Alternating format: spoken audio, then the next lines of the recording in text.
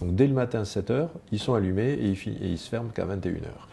Et ils fonctionnent jusqu'au samedi midi. Les patients ne nous disent rien de désagréable, puisque le premier ce matin que j'ai vu m'a dit « Au fait, docteur, j'ai 70 ans et ma prostate, vous m'en parlez jamais ». Il venait de lire à l'écran qu'il fallait de temps en temps parler de sa prostate.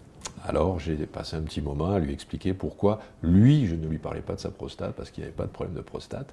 Il y a aussi des conseils en termes de diététique, en termes de petites recettes culinaires, donc ça donne souvent une petite ambiance sympathique quand la salle d'attente est tendue.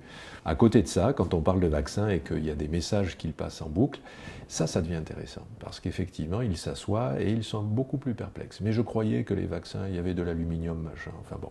Et c'est vrai que quelque part, ça suscite le débat.